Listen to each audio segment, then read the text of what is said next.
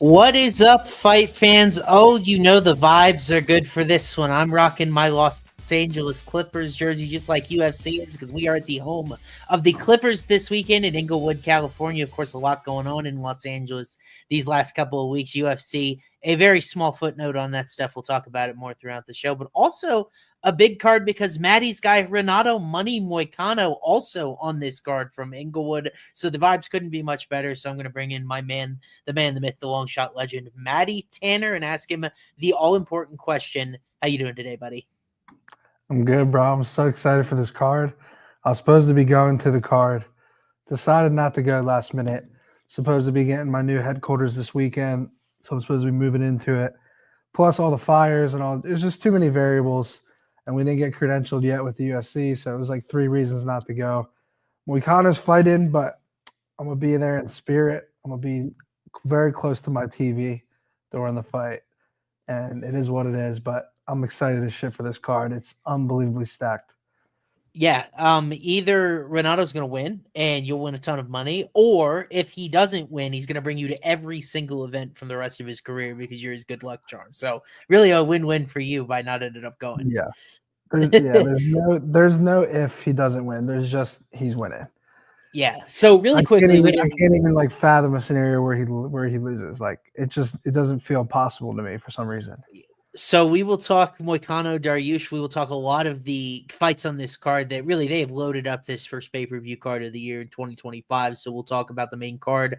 I had no idea where you sit on the prelims, so that'll be kind of interesting to talk through together. So we'll get to all of that, but really quickly before we dive in, guys, a little bit on last week. Matty, the cycle, RIP. We made it through the first 2 legs. We were feeling good. We have Austin Bashi as a minus 300 something favorite looking for a submission. Even got a couple of back takes in the fight. Was not meant to be. Kind of your thoughts on last week's card in the cycle? Yeah, I mean, everyone, hindsight's 2020, right? Everyone's like, oh, why would you bet against C-Rod? Like, guys, we knew the risk. Like, you didn't see us putting that minus 300 money line in our parlays. Like, or straight betting that type of exposure. We knew the risk, right? Mm-hmm. I think it was clear that his path to victory was the submission.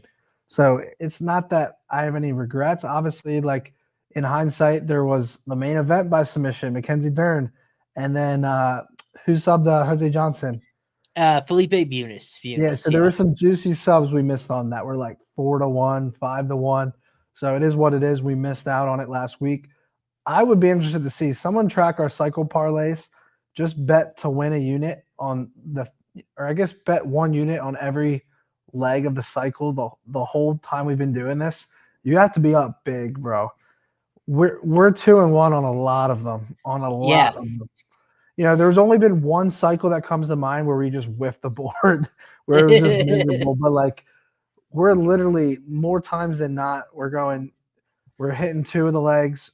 The times we're 1 and 2 is just because we flip-flopped 2 of them, right? We have like KO sub and it ends up sub KO. Yeah. But the net profit has to be good on straight bet in them too. So if you're a more risk adverse bettor, I don't see what's wrong with putting a unit on each leg of the cycle. I think you're going to make out just fine doing that. Yeah, I mean, obviously, what we are trying to do, they're giving us 20-1, 40-1, 70-1, whatever we end up going with for a reason, right? It's difficult, and like it was fun to at least enter that fight with a chance to go 1 for 1, in 2025. But we will do our best to get back on the horse. We'll build parlays, and at the end of the show, both safe. The 2 back takes made it pretty painful, though. I'm gonna be honest. Yeah, I mean, you saw the talent. After that first round, though, I knew we were cooked. Yeah. Like I didn't have any confidence. It's not like he was gonna wear C-Rod down and eventually get it. Like it was either like, hey, this guy's grappling is good enough early, or it isn't. And dude, what's crazy, bro? I had a very high level grappler outside of the UFC. I bet you can guess who it is when I give you the hint here. You can probably. In the 135-pound weight class outside of the UFC, said he grapples with Austin Bashi. He DM'd me this an hour before the fight. He said, I grapple with Bashi, and I'm locking this in too. It's such a good bet. And there you go. Bashi jumps on the back twice. Just can't get under the neck. Again, we knew the risk. We knew how good C-Rod is, but I just thought at 145 and how good this kid is, I thought he could find it. So it is what it is. We move on to the next week. Yeah, it was our longest leg, and it was the one that didn't come through. Yeah, So we'll move forward here, and we'll do just that by diving into the first of 14 fights on this card. And you can really see how great it is of from course, the my guy start. right here. We've got a ranked fight here, or at least a ranked fighter in Tyir Ulanbekov taking on one of the hottest prospects in this flyweight division in Clayton Carpenter from the MMA Labs. So they are starting this thing off hot. This is the first of 3 of Khabib's proteges, his prospects, his training partners that we will see on this card in Tyir Ulanbekov. And Ulanbekov coming off a sub of your guy, Cody Durden. He's had a lot of great appearances in UFC. His last fight with Josh Van was scrapped. And Carpenter is this guy that seems to be a little bit of kind of a dark horse in this division. So, Matty, you said that this guy was your guy. I'm wondering who you're referring to and how you may look to bet him this weekend. Bro, I've printed with Tagir Ulanbekov by sub. I think in this scenario, you have to really look at the decision prop though, just as much as the sub prop here. You know, Carpenter's very well rounded, good grappling. But man, you know what's crazy is and we're getting a little ahead of ourselves here, but I was thinking about it, bro. And I know you might be on the opposite side of some of these, but imagine a 3-leg Khabib camp parlay, but not on the money lines, on the double chance sub decision. Oh, okay. Gotcha. Is that with, you go Ulanbekov, again, we're getting ahead of ourselves. And I'm not even saying I like these sides, but I was just thinking about it. You take the 3 Khabib prodigies and students by a certain outcome in a 3-leg parlay. I was like, that just feels like it could hit. Yeah. I have to say though, I am a little skeptical in this spot of this betting number for Ulanbekov. I think he should be the favorite. First of all, he's a lot larger. Like, I think he's going to have a size advantage, which does matter in a grappling spot here. But I love Clayton Carpenter, bro. He's a prospect I've had my eye on for a while. My model already thinks he's top 10 flyweight in the world, just how he's analytically performed through, I'll admit, some pretty rough competition so far. So there is a lot of variance of how this could roam, but good gym. Obviously, the 135 bodies in this MMA lab camp, right? Mario Bautista, Sean O'Malley, Marcus McGee. Like, there are great smaller guy training partners that you'll have in this gym. And Carpenter has looked the part to me in all of his starts thus far. The thing about Ulanbekov, I'm a little concerned about his distance striking, maybe compared to an Islam or an Umar from the same camp. And I'm a little bit concerned that it felt like Tim Elliott was able to push the pace on him a little bit. He's had some weight cutting issues. That's what scrapped the Josh Van fight. So of the Khabib guys, I think it's probably the least complete package you're going to get. And then again, Dagestan doesn't lose very often. So I think the bet I had circled here, which doesn't necessarily disagree with yours, I like Clayton Carpenter's point spread here. If you can get a point spread bet plus 3.5, I think he can take a round in this fight. But I haven't bet his money line. I'm not really jumping out to bet his money line or an individual prop here, but I think this fight is closer than these odds indicate. Yeah. I will say, even in that decision loss, he outstruck him 90-79. Yeah. 3 takedowns to 2. I mean, had a submission attempt in the fight. I still like the gear, bro. I really do. I think it's a good test for him for sure. I mean, do you think this is more or less of a test for him than the Tim Elliott fight? I think Carpenter's better than Tim Elliott. I think he's more defensively responsible on the ground. I think his striking is in a different galaxy. Like, Timmy's almost had this late career resurgence where he was kind of like a meme guy a few years ago. He got subbed by a lot of the top guys. So it's not the easy no-brainer it was, but I think Carpenter's legit. For sure. Yeah. It's a tough one. That's exactly why I was looking at that decision prop too. I like that. What is it? Yeah. What is it on FanDuel? Do we have the decision prop available? Should be. It is -110. Is that not telling right there? Yeah, that's very steep. Carpenter by points plus 410 is checking in next. So really, this fight -235 to go the distance. Odds makers think we're in for a full one. Carpenter by points is 4-1. Yeah, that's ridiculous value when you look at how Tagir fought against Elliott. It's just happening. Yeah.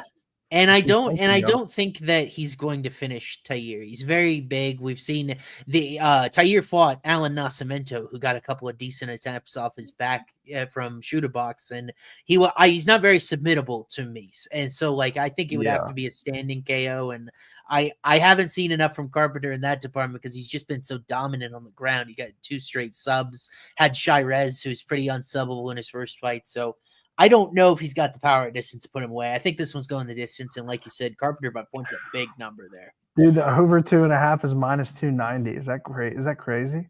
No, I mean, I just don't see how either one of these guys finish each other. It feels like a classic flyweight battle to me. I would scare the hell out of me playing that over 2.5, and then Tagir finds the neck. No, I don't have a desire to put that like in a safe parlay or anything like that, just because of that sort of danger. And like, there's a lot we don't know about Carpenter at this point. Yeah, so, that makes sense. Alrighty. So why don't we move on? If we're not maybe going to get a cycle away from there, we'll try to take our time. We do have a lot of fights on the card, but we'll move forward here. Up 10 pounds, 135. Bernardo Sopaj taking on Ricky Turcios. This is a fight that was scrapped late from December. We thought we were going to get this one back at the Apex. It ends up getting rescheduled after Turcios pulled out of the fight. So Matty, back then, I was really heavily on Bernardo Sopaj. He was a pretty big favorite, just like he is right here, sitting minus 330 on FanDuel. You thought maybe a dog shot might have been more appropriate. Does the pullout change your mind, or do you just think stylistically Turcios still makes sense as a dog here? I was on the dog shot then? Yes. I don't know what I was smoking back then, bro. I actually like Bernard. Like, this guy, again, I think we talked through this fight, and I talked to you about how in that Vinicius Oliveira fight, it was, with that being like one of the knockouts of the year, it was kind of a bullshit knockout. Like, he almost finished Oliveira in that second round, and then he was done before that knockout. Like, he was gassed. The fight was just an incredible pace. I like this kid, 24 years old. Turcios has nothing for him, I don't think. I mean, his striking efficiency has been so bad in his recent fights. What did he? I mean, obviously the Rosa Jr. fight, he got subbed. There wasn't much striking there. But look at the fight, the two fights beforehand against Zahabi. 27 significant strikes. He threw like 200 something. Like, I don't know. I just don't think he really has anything for him here. I'm surprised you said I was on the dog side there. I don't know if maybe I misspoke or something. Oh, okay. Well, hey, dude, I'll take it because I'm still on Sopaj, so we kind of have a point of agreement here. Now, I didn't have a very strong lean on method of victory when we were there. And you look at Sopaj by points is short again. It's plus 110. On my official card, I ended up going round 3 decision just because I thought he could have worn him out with his wrestling 3.06 takedowns per 15 minutes. And like you said, he nearly finished Oliveira in the second round. And I think at this point, we've learned enough about Vinicius that he's better than Ricky Turcios. And that's probably why this line sits as it does. I thought Sopaj was going to be a flyweight in UFC, so a little interesting that he's hanging around, but Turcios is not the biggest, strongest guy in this division, and he's got bad takedown defense issues, 45%. So, like, do you have a specific method of victory that comes to your mind here with Sopaj? Like, we should look at his career submission tendencies. We did not see an official submission attempt in his UFC debut, but maybe it's ground and pound. Maybe it is indeed that chalk points angle. What are you thinking? I think the sub is so live at plus 850. That's a crazy number. He's got 3. He's got 3 in 11 career wins. That's a crazy number. If you take into context how he almost got Vinicius out of there, Vinicius is a big guy. Yeah. He's a big guy for that. I remember seeing him fight. Who did he fight last live? Simone. Right? I remember he fought Ricky Simone live. He towered over Ricky Simone. I mean, it was an absolute monster at this weight class. I'll tell you what, right now, I can see around 1-2 sub here. Yeah, it's interesting that Turcios, we don't really have a huge sample of him against guys with like elite submission danger. Like Brady Heastand, not a ton. Like he did get an exhausted rear naked choke in his last fight, but Ayman Zahabi's a striker. Kevin Ntabi didn't really do anything well. The fact that 3 of those 11 wins have come by subs, Sopaj, we think he's going to have a wrestling advantage here. Plus 850. Man, I think I might need to sprinkle like a 2-3 sub in this spot. The numbers are going to be checked. As you say that, it's like, well, if he gets him down and insta subs him, that wouldn't surprise me either. So it's a big enough number. Turcios is so reckless too. He's just so wild and so reckless. I just feel like he could I don't know. But he gave up. Let's see. He gave up 4 takedowns. It felt like there were so many like times he gave his back in that Rosas fight, though, dude, where he was looking to get up and he put himself in a really dangerous position. And like Rosas is a little bit chaotic himself. I feel like Sopaj is almost more in control as a grappler. Yeah. From what we saw in his debut. So I'm glad you like Sopaj, dude. It gives us an option in the cycle. It's interesting you're thinking sub at plus 850. That'd be a monster number to put in a cycle. But I'm with you that I think dominant ground victory for Sopaj is when I'm leaning in this spot, just as I was then. Yeah. All righty. For sure.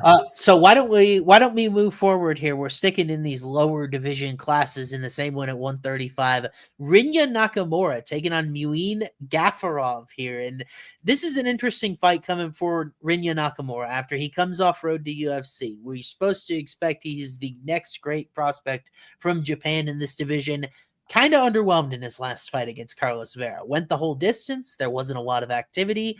And Gafurov is coming off a fight against Kyung Ho Kang where I thought Kyung Ho Kang was probably going to mop the floor with him. He certainly showed his age a little bit, but you got to give credit to Gafurov for being able to hang in there, out-scramble him in some of those spots. So Gafurov finally on the board. Nakamura a little bit disappointing. You think maybe buy low, sell high, right? Well, Nakamura's minus 480 here, one of the larger favorites on the card. So we'll dive into the prop market, I'm sure, if we're looking at Rinya. But do you think this is a potential dog shot, or what do you think of this matchup stylistically? I hate everything about this fight, bro. The money line's steep, but like I don't want to take a dog shot. I don't know if Nakamura is gonna, get a finish finally after a couple, two straight decisions. Yeah. I kind of feel like he can get the hands going here and maybe find something on the feet, but I'm staying far away from this fight. Yeah, I kind of have a lean here where I think that Nakamura's distance work is maybe a little bit underrated when Gafurov is a guy just a 50% striking defense. He had a couple fouls in his fight before the Kyung Ho Kang battle, and the reason Nakamura is such a highly regarded prospect is we've seen him grapple a lot in UFC, but his distance work on road to UFC was also very impressive, and this guy has a massive knockdown rate.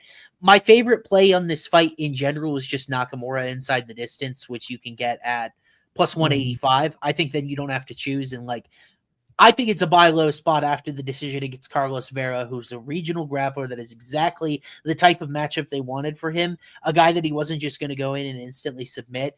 I feel like it's almost lowered his stock in this point as a finisher. He's 9-0. And you look at his finishing peripherals, knockdown rate over 4%, 1.6 submission attempts per 15 minutes. This guy's a finisher. And to me, he's priced like a point fighter, and I just don't see it. I almost wonder if markets have him confused with Ray Tsarukyan, who was the guy that fought Carlos Hernandez. I think he's a little bit more of a point fighter than Nakamura. I feel like Nakamura is a finisher. So I lean inside the distance here. Gafurov, his cardio, defense, a little concerning to me. Yeah, I don't mind that number, plus 185. Yeah, it's weird. I thought you were gonna like Gafurov. Maybe I'm also confusing another fighter. I thought you liked Gafurov in general. I did a couple fights ago. The John Castaneda fight is when he kind of went, and then he lost that Contender Series fight too back in 2021 as a split decision. He really hasn't done much in the UFC. No, I get him confused with the other fighter from Tajikistan, which is Mohamed Naimov. I get them confused constantly, even though they're 10 pounds apart in weight. But do you remember he was the second guy that Said Nurmagomedov got with that front choke? He did that to Cody Stamen, and then he did it again to Gafurov. I remember I was at my fridge getting a beer when that fight was called because it was 10 seconds into the fight or something stupid like that. And it's the second time Said's got it. So Nakamura submission 5-1, KO plus 380. I think it's interesting. Knockout is shorter when let's see. How did Rinya win? Now, as I remember. So Rinya's got 2 UFC affiliated knockouts to 1 submission. Maybe that's why it's a little bit shorter. But I as far as I had circled maybe in pencil, maybe Nakamura sub for the cycle. It's 5-1. That's actually longer than I thought it was going to be. But if you don't love it, we can always move forward and look at another guy. All righty. I think so. Yeah, I don't blame you. The sample's so small. I don't think you covered any fight so far that I even want to remotely even think about putting in the cycle. That's okay. We'll keep moving. Also to be a tough week for the cycle. It is. I find whether I want to bet a guy by knockout or submission, I find it unusually challenging this week. And a lot of these fighters are very high level. They're hard to finish in general. I think you think of all the main card fighters that fit that description pretty much outside of one slugfest. So it's really an interesting week, but we'll keep it moving here. Women's bantamweight, Matty. This fight, the vibes are so high. It's in my Clippers building. This fight killed my vibe. I bet Eileen Perez here at plus 160 on Monday. Overnight, like just randomly in the middle of the night, it shot up to plus 220. I was searching Instagram videos. I was searching the internet tidbits, seeing if anybody knew anything about Eileen Perez getting hurt or something like that. But the line stabilized here. It's actually plus 200 still on FanDuel. It moved her way a little bit. 60? I got plus 160, so I got burned on this line movement here. And I wasn't sure what it is. I was hoping it wasn't an injury. Model has a very specific result in this fight. I kind of want to know what your lean on it is, because I don't even know what the chalk, like public side, I don't know what the consensus opinion of how this fight looks stylistically is. So curious what you think of this matchup, because I think it's a good one. Bro, I was actually texting OG from Full Send earlier today. We were talking about this fight, how we both like Perez as a dog. Remember last time we put a women's MMA fighter by decision in the cycle parlay? I'm very, very tempted here. Very tempted. This would be some nice plus money.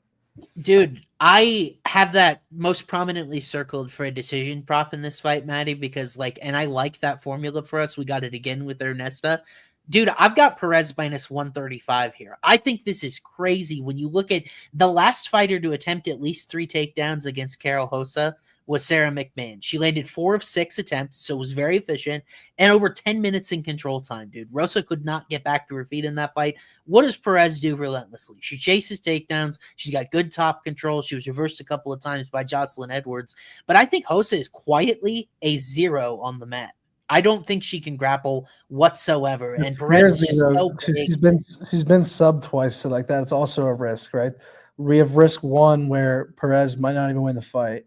Then we have risk 2 where she's too dominant and she subs her when she's coming off a submission win. So there is a big risk. There's 2 big risks of taking her, but I think that just screams. I think Perez just as a money line bet at over 2-1 is a good play. Yeah, I can't endorse that more, or if you want to take out the middleman, go sub decision. Feels a little greedy, though, when Perez KO's got to be some huge number. But I'm with you. I think she's one of my favorite money line bets on the card, and I was relieved. Maybe I didn't get the best in the number, but I was relieved to see this inch her way a little, because the worst thing in the world is if this kept trending away from her, and then it's almost like a confirmation, she's injured or something's wrong. But I just see her, It looks like Rosa's subs actually, one was from Grappling and the other one was Larissa Pacheco back in 2018. So maybe I could get sold on a decision play here. Yeah, I don't rate Perez's jiu-jitsu very highly. She just got her first UFC submission in that fight against Zalesnyakova, who is a total fish out of water on the mat. Rosa, I made this joke a few years ago. Rosa is allegedly a black belt. I don't necessarily agree with that, based on what I've seen on tape, but black belts come in all sort of different shapes and sizes, I guess. But I think Perez is just so big, so strong. She's really efficient on high volume of takedowns, and both of these ladies have had a tendency to slow down as fights go, which to me helps alleviate some of the concerns with Perez's cardio. Yeah. She's going to get pieced up at distance. I know that. I'm interested in this. I think we need to put it to the side here, but we could go Perez by decision plus 290, leg 1 of the cycle parlay. Okay. We'll see if we like something better, but let's keep that in our back pocket. All righty. Plus Perez decision. I'm keeping some notes at home. Perez decision plus 290. All righty, let's move forward here and talk about this fight. I'm curious to get your opinion on it, because we had it switch. I feel like Zach Reese was easy money in his first matchup against Cedric Dumas. I was ready to absolutely lay down the hammer, bro. I was going to confidently give you Reese sub against Cedric Dumas for the cycle. I was so excited for that fight to be on this card. it ends up falling off it. We get Azamet Bekoev in here, the LFA middleweight champion, and I think they did a nice job getting Reese an opponent on short notice, and the odds makers agree. They actually have Bekoev a minus 220 favorite. Not often you see a guy on short notice favored. Those spots, by the way, were 3-1 if you're a trend better last year in 2024, a short notice favorite. So do we lean into that trend with Bekoev here, or is Zach Reese a guy that we might want to take a dog shot on, given that we bet him? We've even thrown him in the cycle historically. Yeah, I can't believe the money line's this high for Zach Reese. I mean, I think this fight's way close. I think this fight's a straight pick-em. Yeah. At the end of the day, Ozma's never been KO'd though, which makes it interesting. I just think Reese is too big, too powerful on the feet here. I don't understand it. I really don't. Yeah, I think Zach Reese's ceiling is so much higher than Bekoev's, like as an MMA guy. But at this point, I feel like he is a little bit raw. You know, he did end up on bottom of Cody Brundage. That's what allowed him to get slammed on his head. And, you know, my fear is that we take Zach in this fight. He has a couple of nice moments, but otherwise spends upwards of 12 minutes on his back against Bekoev, who's a really well-rounded, finished product. He's got 21 pro fights, takes his time, super methodical, and like he kind of fights in this quicksand where if you turn on the tape of his split decision against Dylan Budka, there just weren't very many high level moments of like one guy separating ahead of the other with offense. And I think that's the worst fight you can get Zach Reese in, where we saw him against Julian Marquez knock him out in 15 seconds. Like he excels there. He's gotten a couple of quick subs off his back too. Like when it's chaotic, Zach Reese is at his best, but I'm afraid that Bekoev ends up shutting down some of those moments and ends up turning this fight kind of ugly. You might be spot on. I mean, there's a reason the line is like it is. Yeah, I think Reese is the right value side though. Agreed. I don't think we're touching this in the cycle parlay. I mean, I think knockout could be his path, but I just don't know that he gets it or not. Yeah. Like I'm having a hard time. You know me. I love to try to find a bet in every fight because I know that you guys as bettors and as fans, you guys want to, there are so many markets that you can find. You could do props, you could do totals, you can do significant strikes, you could do whatever you want on a variety of platforms. I'm really struggling here because I feel like if you like the over, Bekoev points is probably the side because he's going to control minutes in this fight. So if you like that, or you could just bet Reese 1-2 if you think that he's maybe the better bet to win. You don't want to go KO sub, just go round 1-2. Both of these guys have some cardio concerns on tape. Your guy who works with the Home Fight Premium Picks, Nolan, the Parlay MMA on Twitter, TikTok, X, as long as TikTok exists at least. But he was talking about he thought Bekoev also slowed down in fights, and that was something I noticed too. So yeah, I think this could be ugly if it gets into those third round and it becomes one of those fights you don't want any money on. Yeah, maybe a submission in round 3. I feel good about Reese's BJJ. Like he's absolutely got tools to win this fight. So I'm with you. I look at plus 164 and I'm like, darn, that's pretty good. Like that's pretty sporty. You even shrink it down. Do we have an inside the distance prop here yet? Because this is a pretty new fight. No, we only have money lines on this fight. But like you get inside the distance at 2-1. You know, if you take that dart, I can't blame you. Yeah, no, 100%. Yeah, it's just a tough fight. It's a tough fight, but I'm glad that they got. It could be the dog trap of the card, though, for being honest. Yeah, I mean Zach Reese is a guy that is going to have a ton of fans in UFC. Super exciting, power. He's got the mullet, right? Like the dude looks like this redneck American Ninja Warrior type of dude. And I love him too. It's just I think they gave him maybe a more polished product here. Mm-hmm. All right. Yeah. Why don't we move forward here and see if maybe we can start getting into some of these experienced guys, hammer down some potential legs of the cycle. This is an interesting match, Matty. Grant Dawson taking on Diego Ferreira at 155. Really, both of these guys have seen recent upticks in stock. Dawson became the first man in UFC to finish Rafa Garcia. Not bad for a guy that is kind of not known as a finisher. And Carlos Diego Ferreira, we kind of buried him, right? He was this big underdog to Mateusz Rebecki, one of the biggest underdogs in the card, ends up outlasting Rebecki, finds a late finish, and all of a sudden now he's got a chance to be near the rankings if he can upset Dawson again.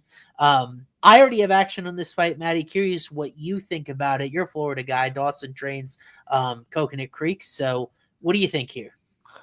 Dude, Dawson looks so good in his last fight. I mean, he he looked like Moicano against BSD. Like Yeah. American Top Team's really training that ground and pound, bro. I mean, he split up Rafa Garcia open. Like he beat the shit out of him on the ground. That said, this is not an easy fight, and it kind of feels like that performance has him a little expensive here. So to me, it's like a dog or pass shot because Diego's no joke, and he's got momentum. He's coming off some good momentum too. How did you think he looked in the Michael Johnson fight though before he got the knockout? So I had him down in the first round to Johnson, like on my Yeah. card when I looked at it, and then he was able to absolutely put him to sleep in the shadow realm, which because it's happened to Mike. So I don't think poorly of Diego Ferreira whatsoever. I just think his worst qualities are a nightmare matchup against Grant Dawson, where he has given up at least 4 takedowns, 4 of his last 5 fights. Dawson is a guy that when he gets a takedown, it may be the best control at lightweight. It's either him or Moicano. I think you talk about those top, the American Top Team guys, when they are in top position, they seem to be a clamp you can't get away from. And that's the thing about Ferreira is he just made Rubech keep working. And he's a bigger, stronger guy who's loading up at distance and missing. Dawson doesn't play around at distance. He is always closing the distance. And I think an interesting bet in this fight, if you like Dawson inside the distance, maybe just play this fight to potentially not go the distance. It's like a round to pick him. And then Diego, you get some of the chin issues given that Bobby Green put Dawson's lights out in about a half a minute as well. I think that's an interesting play in this fight. I already parlayed Dawson money line because I do think that Grant is getting top position. And I think he really now understands I have to take chances to try to finish these fights if I'm going to be escalated toward a title shot. And really, he's one of the younger guys in this division that's kind of aging. Michael Chandler's getting older. Poirier's older. Gaethje's older. Dawson is one of these really talented guys that is younger and in his prime analytically at 30. I think he's got all the skills outside of maybe some issues with the chin. So I think he's able to get Ferreira to the ground and finish him. Diego never been professionally submitted. So I had roughly circled Dawson KO for the cycle potentially, but of course that'll require approval from the cycle CEO. Yeah, it's a tough fight for sure. Honestly, bro, it really is. I think from a money line perspective, where would you line this fight though? Great question. How about I answer you with a model result here? I got better value on it, but let's see. I've got Dawson minus 170. So Ferreira plus 170 is where I'd be okay taking him. That's exactly that feels way more accurate. Yeah. So it is a little expensive as it sits here right now. For the record, I actually was surprised at how much inside the distance equity I have with Dawson in this spot. I've got ITD plus 170, so I don't know what it is. I can't imagine it's going to be inexpensive there. Yeah, it's plus 170 on the dot. Okay, so I am at dead on with FanDuel odds makers on inside the distance, even though I'm a little bit behind his money line. So I kind of lean violence. I've got 54.6% of the time this doesn't go the distance. It'll be my main play here, and it'll hedge out a little bit. I've got Dawson parlayed, so if he ends up getting sparked, I'll be able to hit the under in this fight. 100%. Yeah. Alrighty, so why don't we buzz forward here? We'll take a look at the next fight on the card. Bogdan Guskov. This was initially supposed to be Johnny Walker. That fight would have been a ton of fun, Matty. I would have been curious who you would have taken between Guskov I really and wish Johnny that fight was happening. Yeah, and now it's unfortunately, it's light heavyweight. We know kind of the tenor of this fight. It's going to be a Rock'em Sock'em Robots battle here against Billy Elekana, and Elekana's got a hard at task here on short notice. He's got to step in, fight a guy that has now beaten Ryan Spann. He's beaten Zach Palga. He has the UFC experience. Guskov is minus 350 in this spot. Odds makers not expecting much length to it. Matty, do you know anything about Elekana or want to take the dog shot here, or do you think maybe Guskov is a good favorite in this spot on short notice? I like Guskov. It's just a matter of how you play him here, but I really liked his recent performance. He kind of just sold me. Like I was very curious about him, but when he ended up losing to Oezdemir, I mean, we've seen Oezdemir. He's beaten really good fighters. Like Oezdemir is really only losing to elite guys, right? And then since that Oezdemir loss, he's finishing Ryan Spann in the second round. The fight before that, round 1 finish. I'm sold on him, bro. I'm sold on this guy. I think he's well rounded. I think he's got power in his shots. I think he's live for a KO in this fight. Yeah. I from my very quick brief tape study of Elekana, I don't think that Guskov is going to have to battle some of the grappling worries that he had to in his last fight. This one seems to be a standing fight for me. And look, Guskov's UFC level peripherals aren't very good. So could I see this going sideways? Yes. Guskov negative 0.57 striking success rate, but a lot of that, as you said, did come against Uzdemir, who's a guy both you and I really like. I see Elekana as kind of regional level. I don't know if he would be a UFC fighter if he wasn't stepping in here on short notice. Interesting that knockout in general here for Guskov is minus 145. But if you have a specific round that you're willing to pay him, the numbers get significantly better. Round 1 KO plus 190, round 2 plus 440, and round 3 plus 1,000. It could be an electric 5-minute sweat if you're willing to leave the first round behind to go to 2-3. But honestly, I think this is a first round fight where Guskov gets in, gets a quick paycheck, and I think he blinks him in the first round, just as odds makers suggest. Yeah, no, 100%. I don't know if I'm willing to let the first round go, though. I'd rather just pay the juice on this one. Minus 145 is the most likely outcome of the fight. I think it's and I'm going to ask because we had a short leg in our cycle last week. Do you think that's crazy for a potential cycle leg that we throw in Guskov knockout here? Because not at all. But I think there's also a couple other knockouts that are chalky too. We could look at. Okay. Yeah. So we'll bookmark that. We'll have another lean of Guskov. I gotta address a little peasant's comment real quick. Hunter said, "Remember when Matty bet Paul Craig KO?" I gotta ask Hunter, Austin, was that when I bet Paul Craig KO versus Andre Muniz when it hit for 40-1, or was that when I lost on it the second time around?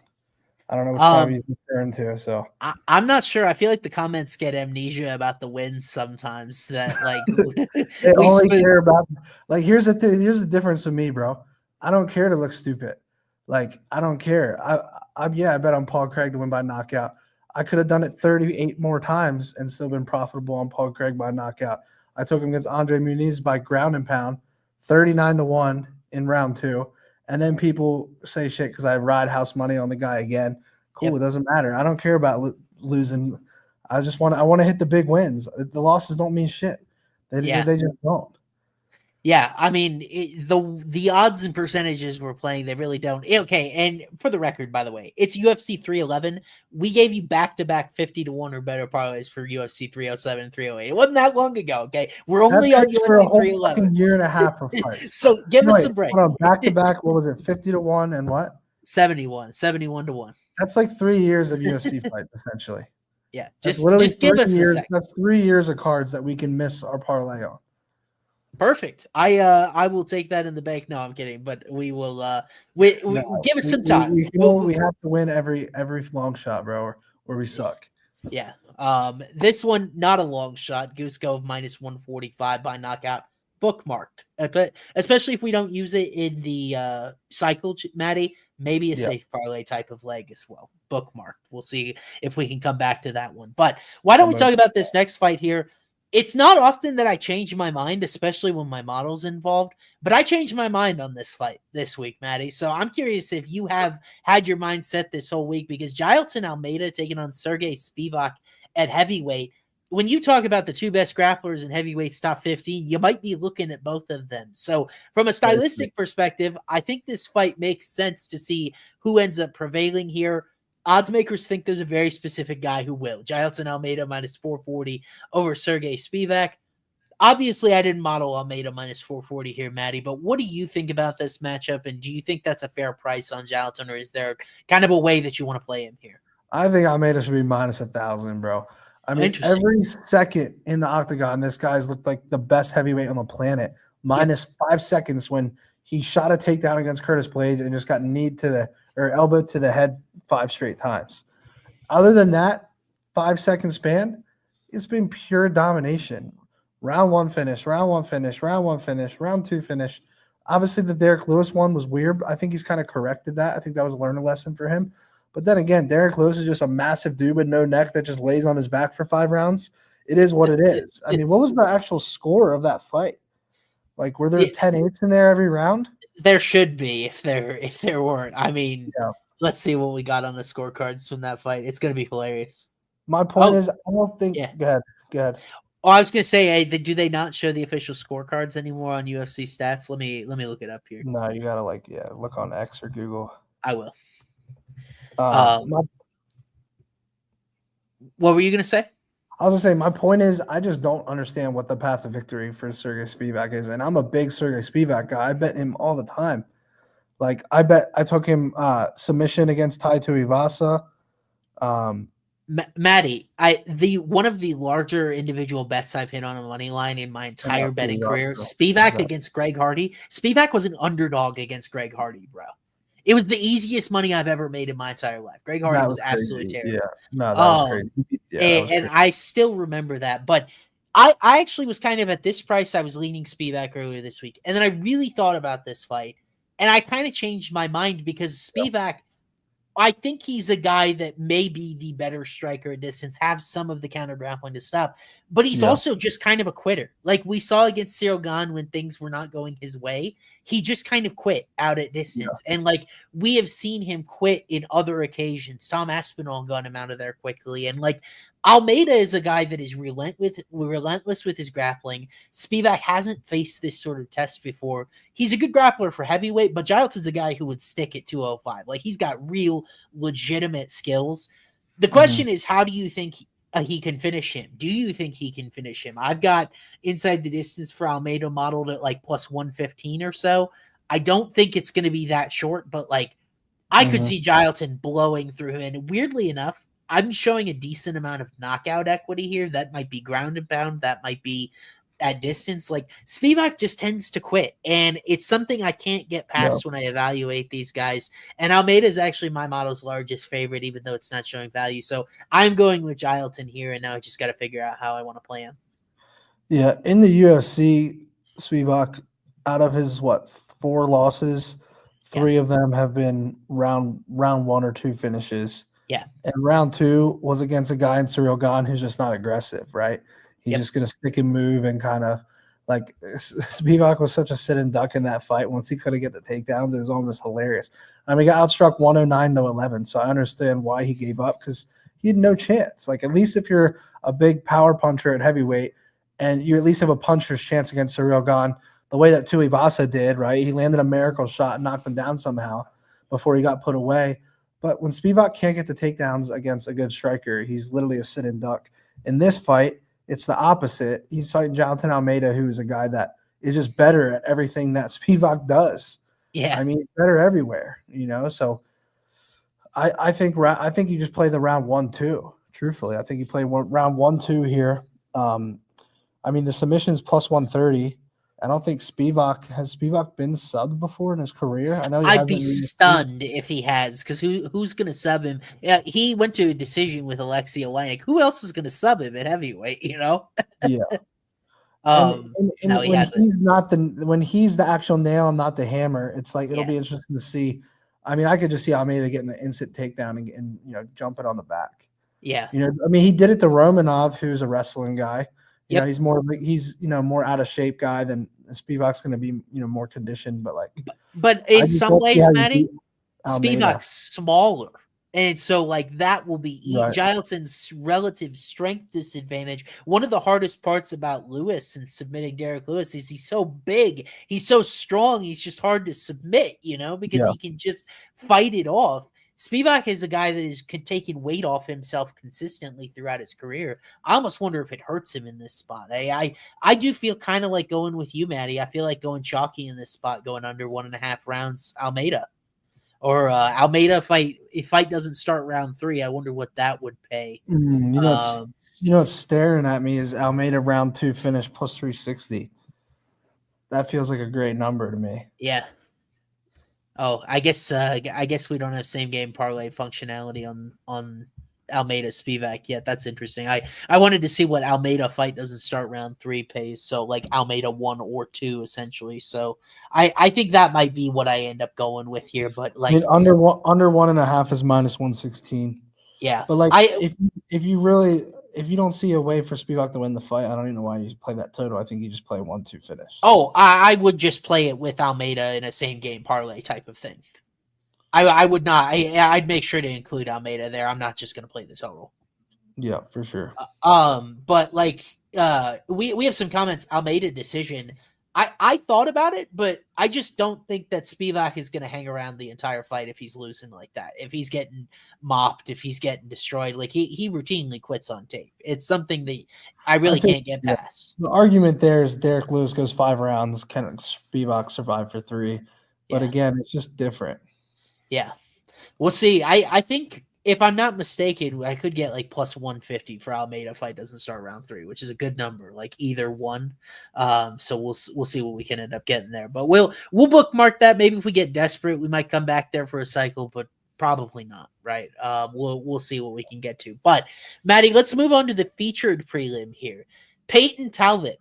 These prospect money lines, man, they are getting out of control every time we see them more and more. Like the hype trains are very, very real for these guys that we pinpoint as being special very early on. I think you and I have both been super high on Peyton Talbott already. I mean, that's not even a hot take at this point. He's one of the highest regarded prospects in UFC. To me, this is another marquee name that could end up going on his resume. It's a little light at this point, but Barcelos is a guy that I've always had a lot of respect for. Umar Nurmagomedov knocked him out on his way to the top. Like, Ioni's fought the best of the best. He's fought Kyler Phillips. He's fought, Chris Gutierrez. You name it. He's fought the best of the best in this bantamweight division for a long time. So Talbot might be the latest of these guys that comes up and faces him and either gets through the test or not. Biggest favorite on the card. So Matty, this is what we do is we kind of bet props, and we've got a good history with guys like Rosas, guys like Bo Nickel, guys like diagnosing how to find value in this market. So what do you think of the general tenor of this fight? Because I have a lean, and I'm curious what you think. I have a spot that I love. I don't know if I love it enough to put it in the cycle, but here's what I'll say. We saw a trend last year, right? You probably know the numbers better than I do, but we saw a trend where if you just kept playing the minus 1,000 plus favorites by decision every fight, you start printing money, right? These guys that are 14-1 favorite, you expect them to come in and just starch the dude in the first round. And Peyton Talbott just did that in his last fight.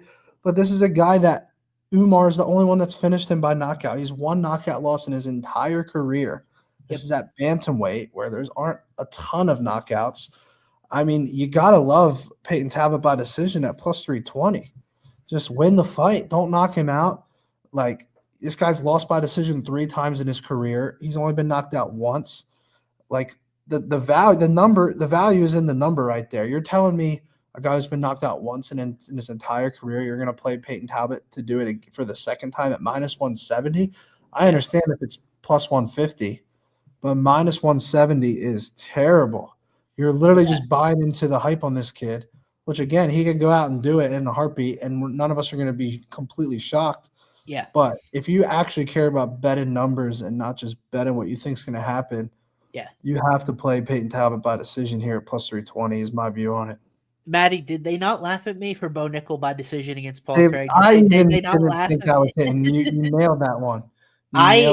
I love Talbot by points here, especially when you think about the mammoth step up this is from Giannis Gamori to a guy with a 61% striking defense, a guy that's only KO loss came to Umar. And frankly, it was more of a flashy sort of knockout. It wasn't really like a accumulation of damage type of thing, right? It was let's see what the official ruling was. It was a punch to a head at distance. I thought I thought it was a kick. I should go back and take a look, but I know Barcelos at this point too. I didn't spend a lot of time watching tape on it, but like Talbot went to the distance on the Contender Series. He was into the 3rd round against Nick Aguirre, and then all of a sudden he comes out and puts out one of the most dominant efforts I've ever seen against Cameron Simon. Like I am surprised he didn't crack Simon's skull in half with a knee at one point in that fight.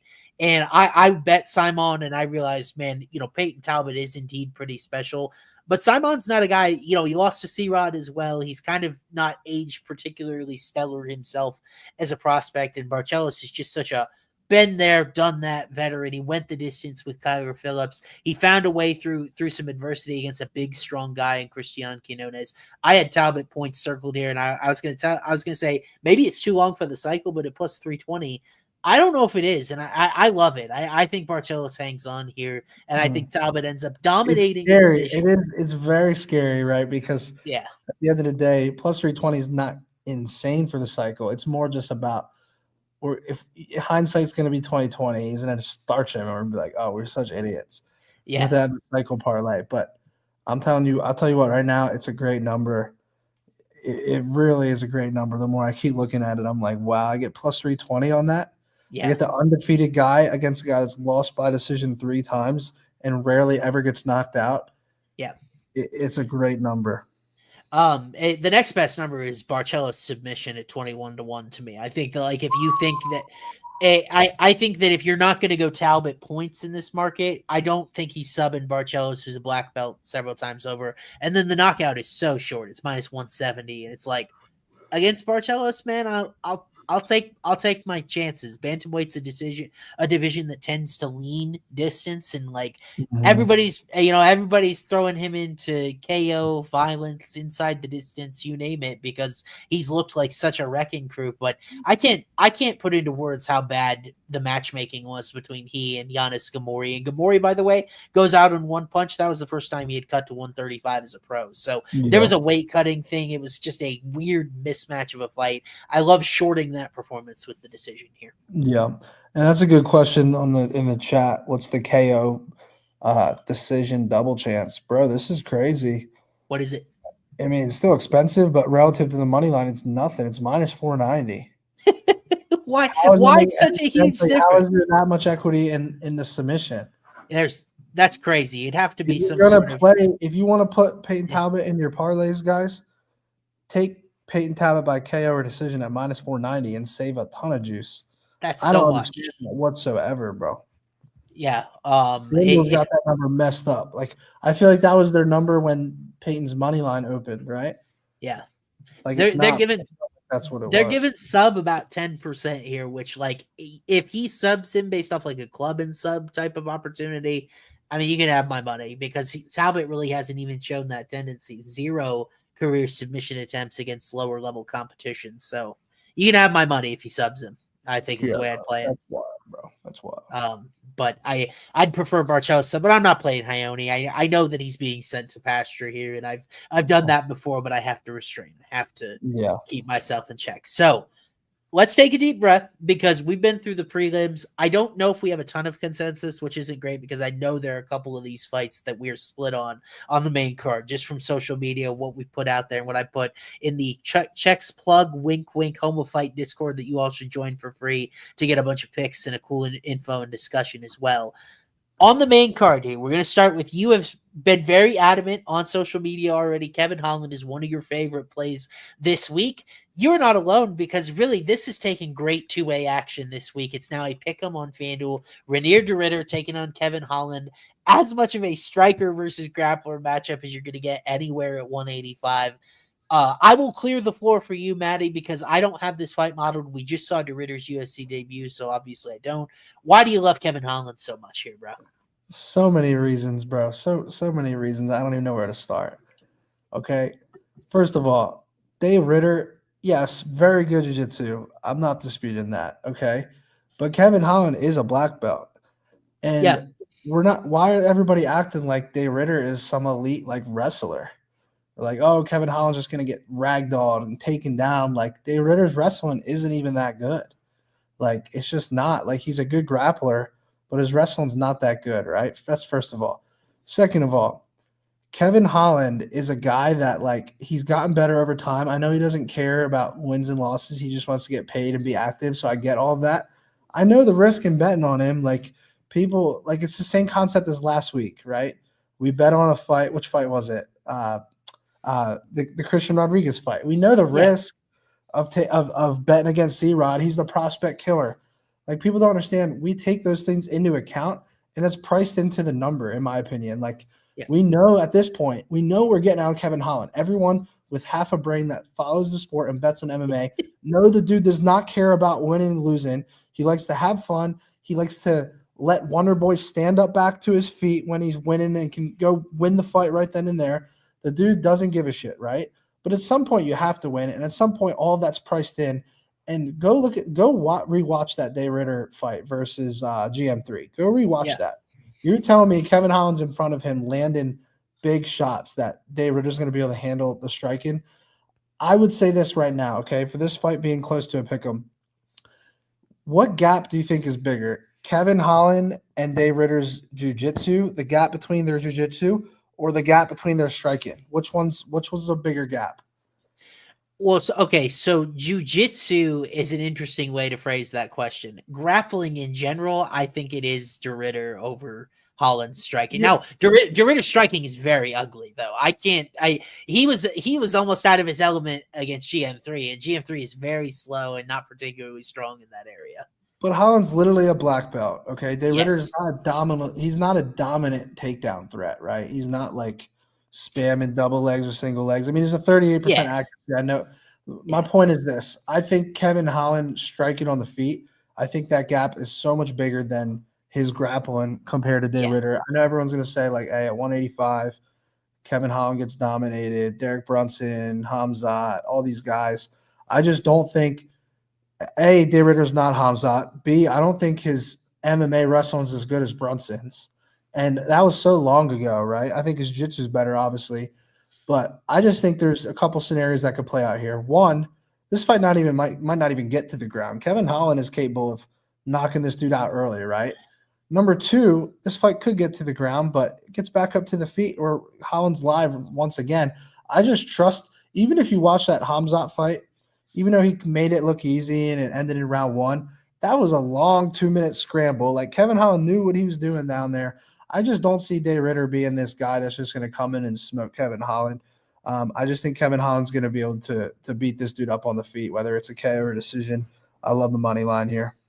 Yeah, I think your argument as far as him winning the fight is very sound because we kind of know how this fight's going to look. And I don't disagree with your thinking. If you think that DeRidder's not a very good wrestler and is going to have trouble getting Holland to the ground, then that's a very sound argument. I just don't think it's correct because I don't argue Jacare and Joaquin Buckley. Can I argue Darren Stewart? Can I argue 6 takedowns from Gerald Meerschaert? What about Thiago Moises? It's just like, over and over again, he just has trouble staying on his feet at 185. And like, I think the biggest factor of why I like DeRidder in this fight is the fact that Holland hasn't dropped anyone at middleweight since 2016. I don't think it's his weight class. I think he's one of the top 10-ish talented welterweights in the world when he cuts to 170.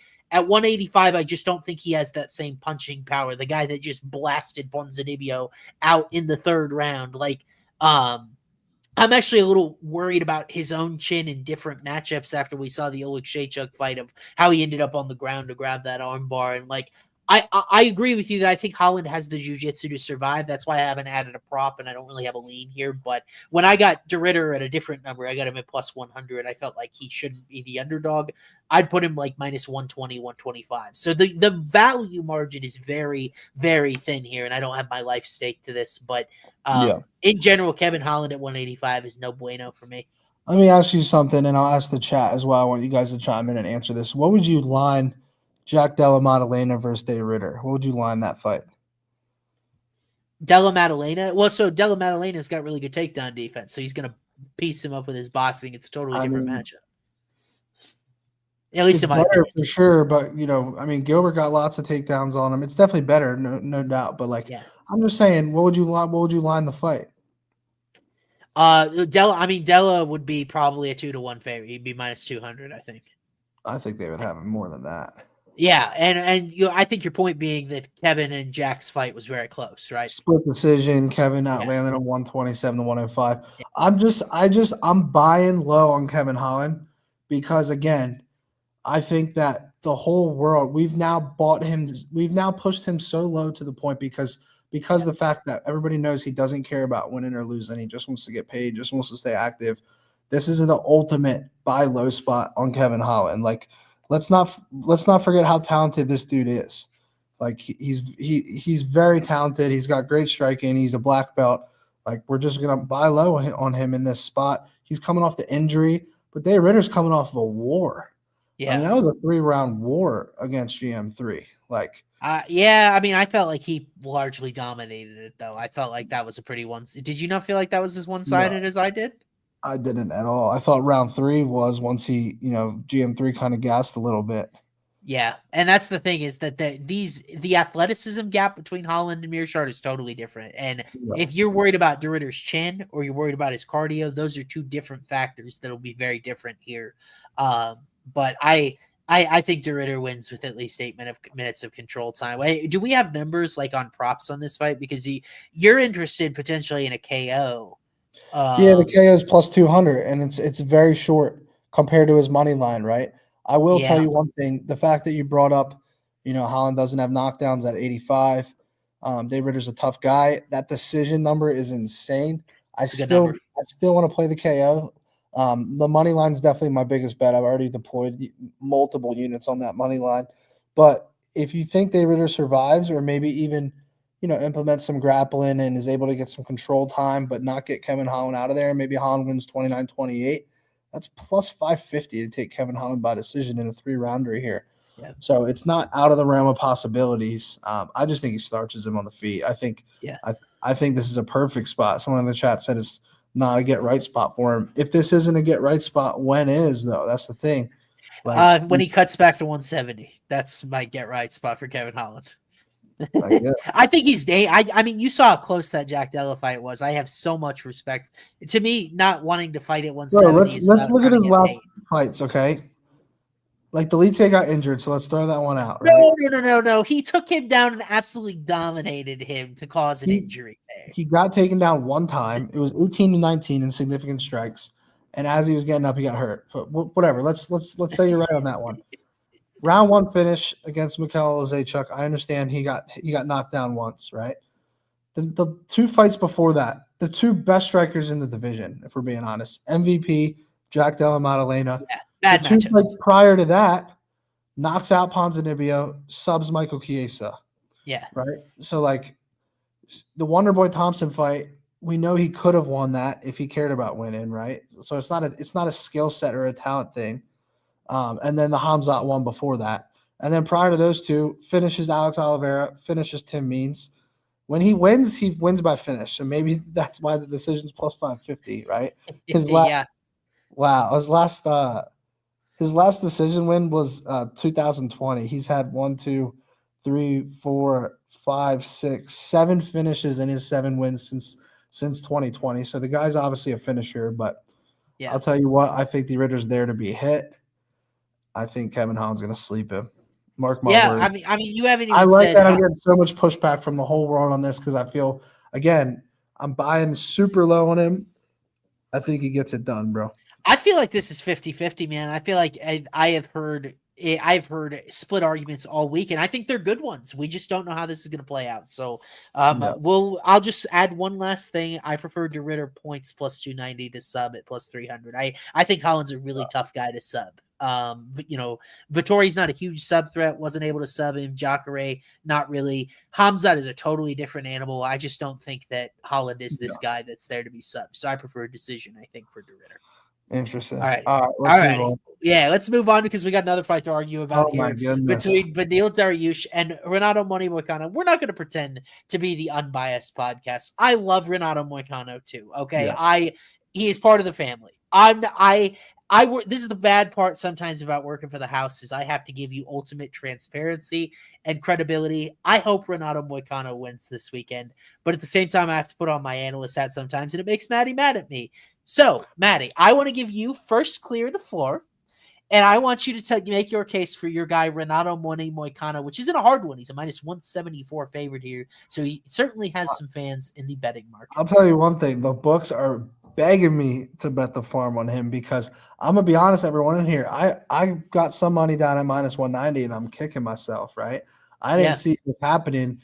I actually just filmed the video on this today, so I'm going to put that out probably tomorrow on social, just breaking down this fight, but I did not expect this, In hindsight, it makes sense, right? Because you got Dariush, who is actually on paper a tough matchup, right? Great wrestling, elite jiu-jitsu, better power on the feet. So it makes sense why the sharp bettors are just like, oh, I get plus 170 on a coin toss fight, right? So I understand why it's happening now, but it was still surprising to me.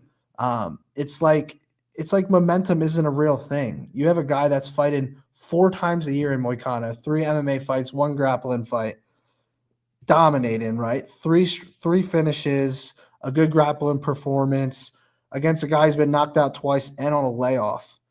All that stuff matters in this sport. That's for one. 2, confidence is huge, bro. Like Moicano is as confident as it gets. I remember like before the Paris card, bro, I remember looking at his fucking shoulder and this thing is like, I'm like, dude, how are you going to fight? And I shouldn't even be saying this on the live stream right now, but I was like, how are you going to fight, bro? And he's like, Matty, I'm not fucking losing. And I was like, holy shit. Like a normal person would be like, oh, that's inside info. Let me bet the opposite side. I tripled down on Moicano when he looked at me and said that, bro. Yeah. I'm like, dude, this guy is I just know he's going to win. He's not losing this fight. I promise you he's not losing.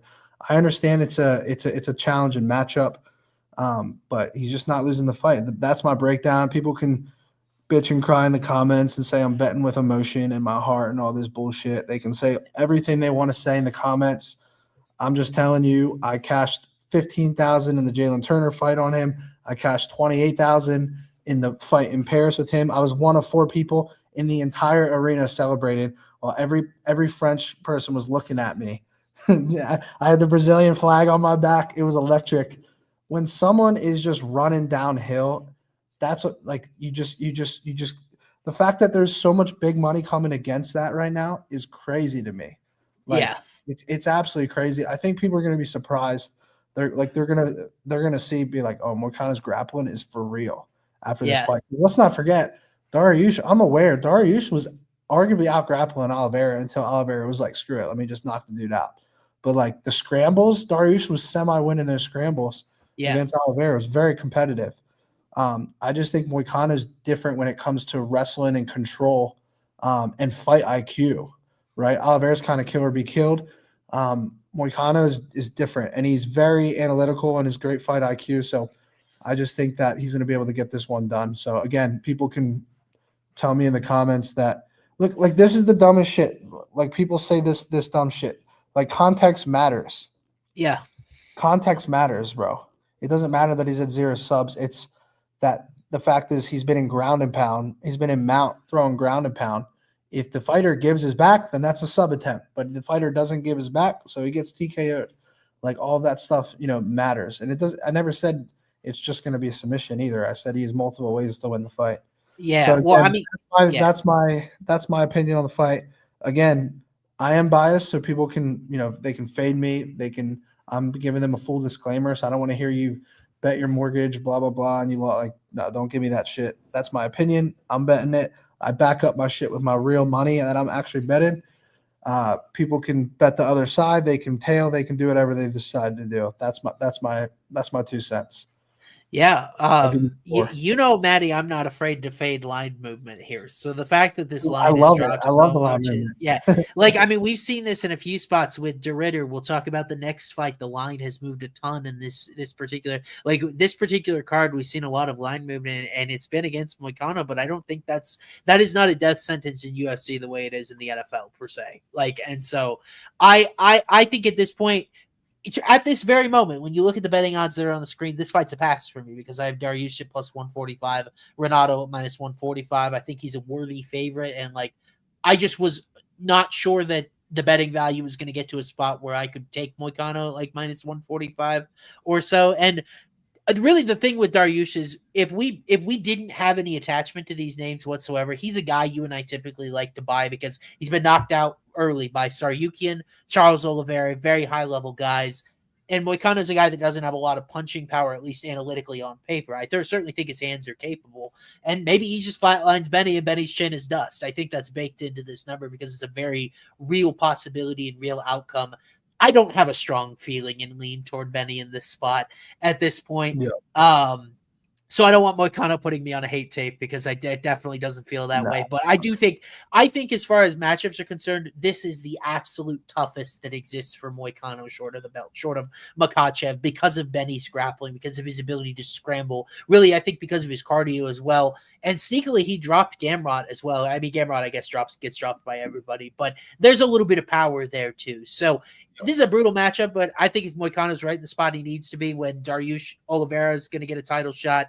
Tsarukyan got a title shot. If you beat Benny Dariush, you're probably going to get a title shot. So that's why he's taking this fight. I think it's a difficult matchup, and Moicano says he can't afford to lose. So I will stay out of the way.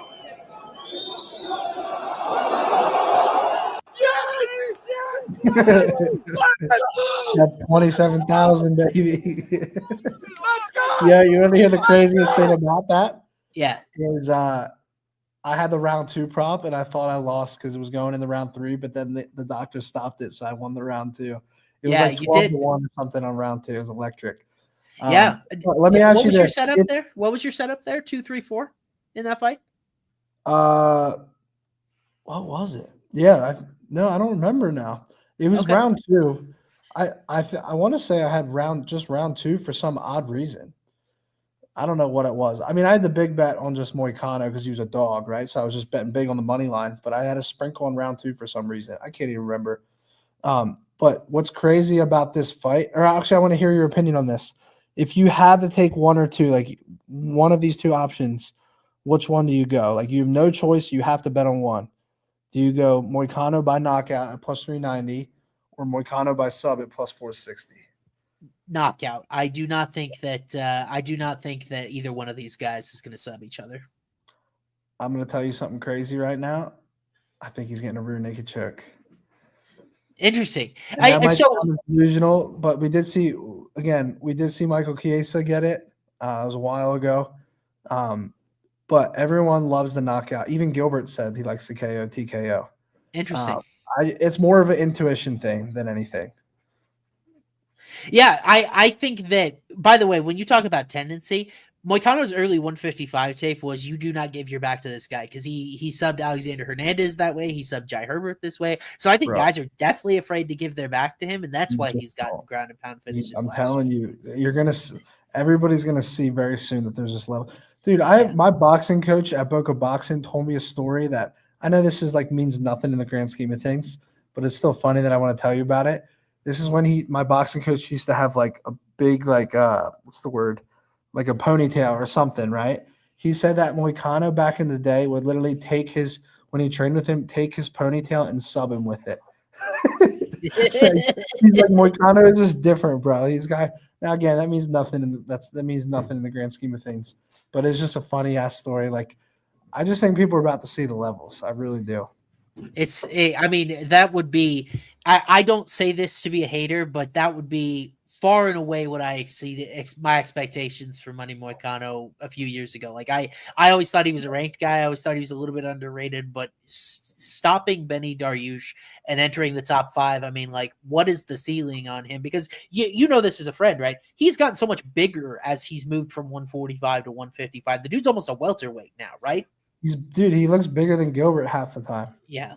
I'm a fan. I do not want to have a ton of money on the other side, but when I put on my analyst hat, give you guys the Austin model take that always it returned a little bit of value on Tuesday for Dariush, but that is gone. So this is officially a pass as we sit here today. All righty.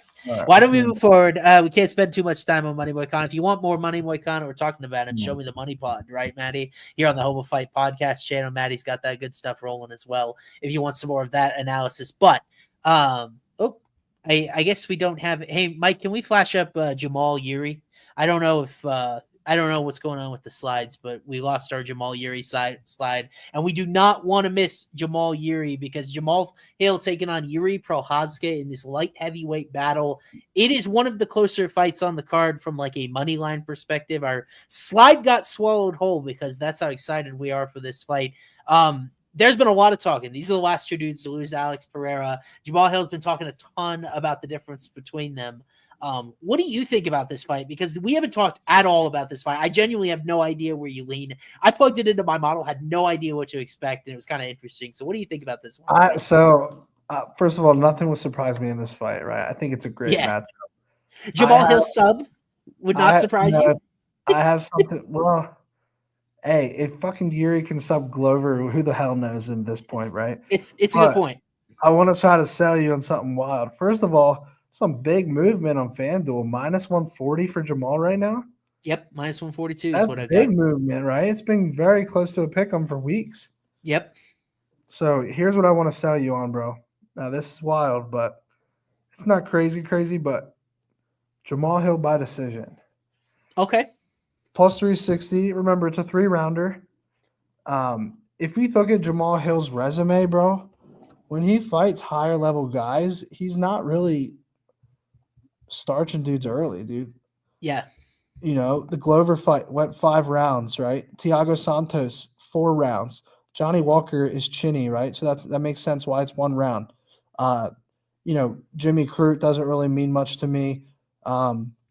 Even that OSP fight back in 2020, that went, almost to round 3. It was a minute away from round 3. Like, I just think that, especially if Yuri's on record saying like he needs to be more defensively responsible. Whether he does that or not, we don't know. That's to be determined.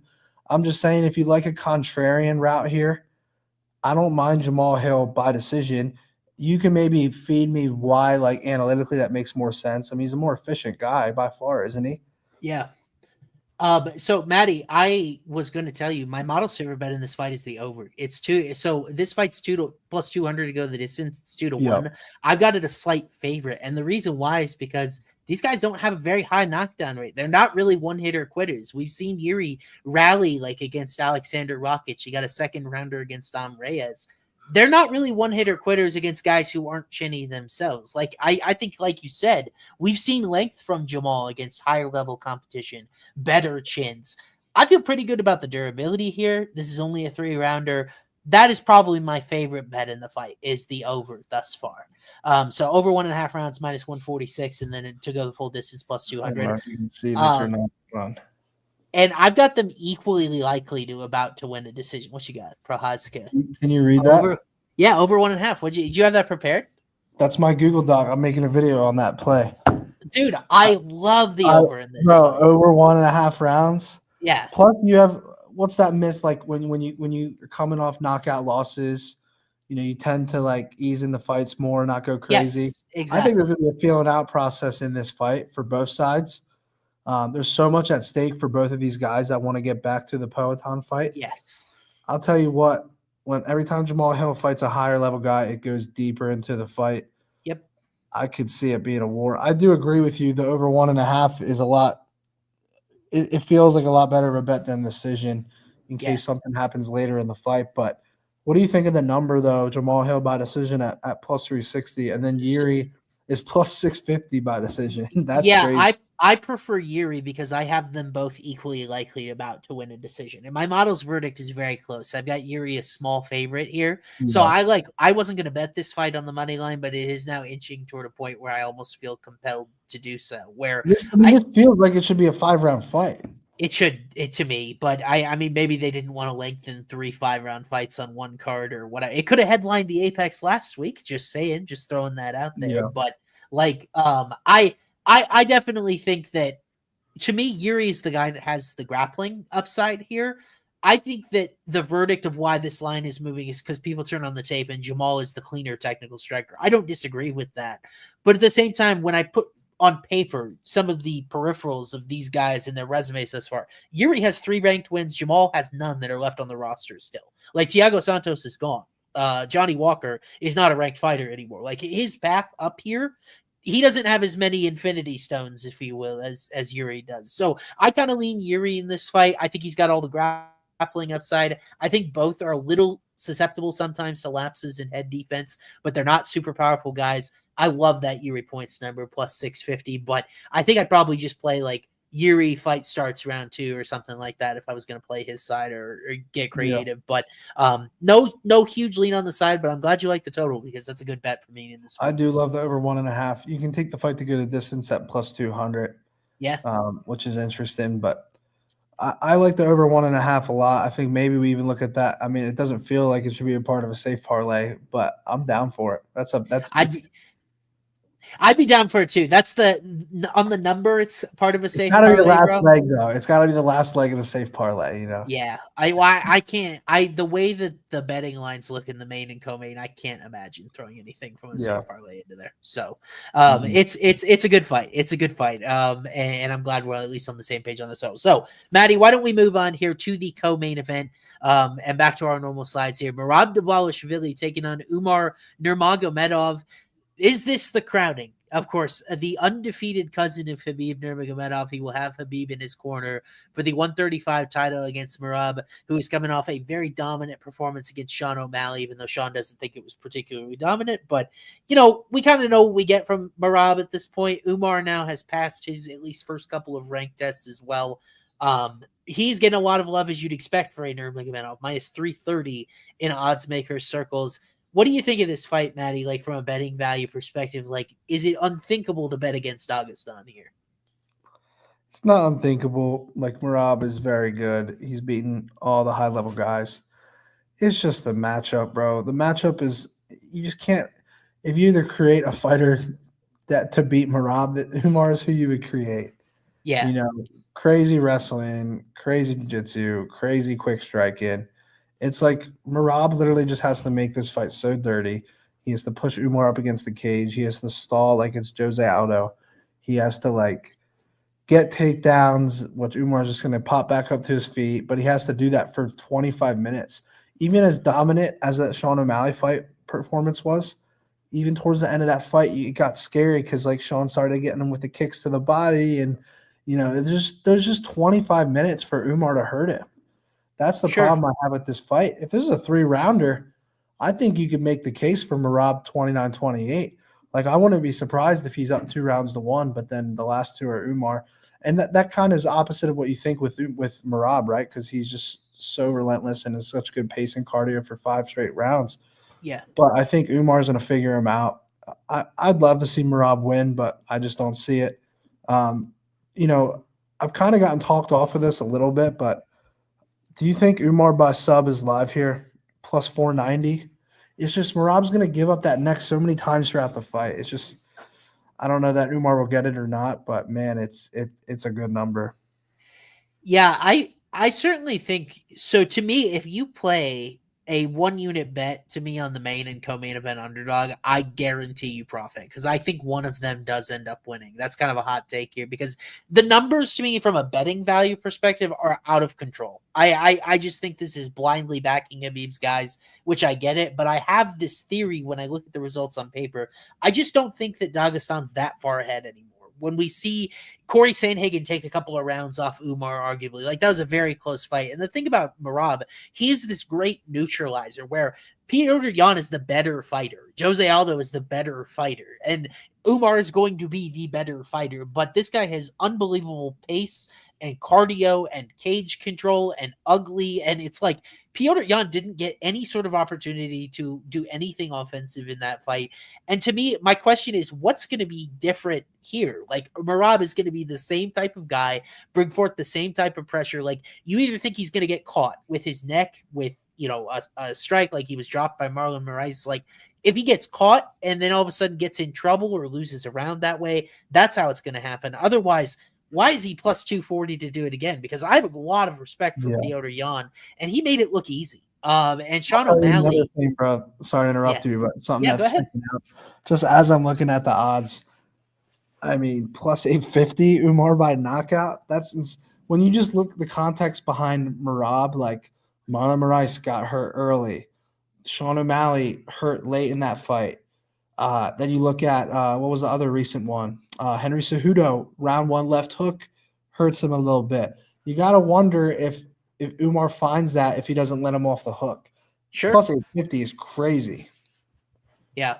And there's also, I think, a different level of pressure where there's a lot of pressure on Umar here. I don't know if there is as much pressure on Merab because he's been there, he's done the champion, and if he loses to an undefeated Nurmagomedov, obviously he wants to win. Obviously he's competing to win, but asking Umar to be perfect against a guy that can be very imperfect and it is almost unnatural how much pace and like there's pace and pressure in elite, and then there's Merab on this other end of the spectrum, and it's just I think the guy is the hardest matchup at bantamweight for almost anybody, just because you can't really ever do what you want to do against him until we see him start to slow down. Like, did you feel like he was slowing down in that Sean fight at all? Because to me, he looks like the same guy that demolished Piotr No, Yan yeah, I now, don't think he's getting a little older.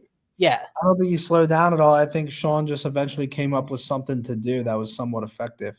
It just took him 23 minutes to do it. Yeah. I actually think this fight could look a little bit like Bautista Aldo, which would not make people very happy, but like, where I feel like Umar, when it's at distance, is going to have very successful moments, but there's going to be a lot of stalling from Merab. So officiating could be very, very key here. I've got Umar minus 135. I've got the fight minus 310 to go the distance. So I do like the over. I guess I'm pretty much right in line with that as well.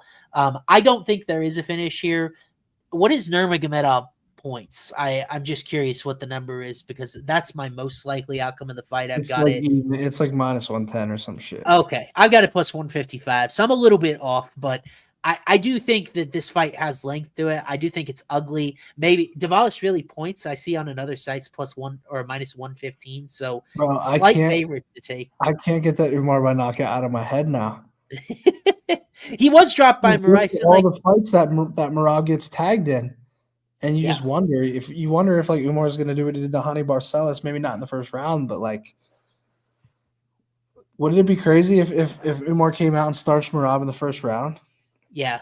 I mean, that would send the hype train into another dimension. But I feel like what Umar is perceived to be at this point outweighs a little bit what we've seen in the octagon. Remember the Beksat Almakan fight? He was nearly dropped and hurt and stopped in the first round. He had overcome some serious adversity. Then he takes on Sandhagen. A couple of the rounds were close, but in general, I think even one card gave him a clean sweep on the scorecards. But Umar is very, very good. He should be favored in this fight.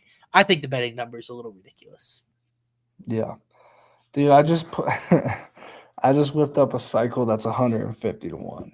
Okay, we'll have to hear it at the end of the show. It'll be an interesting cycle to build. I couldn't stop myself. I don't even think I'm going to play it, but it's a crazy one.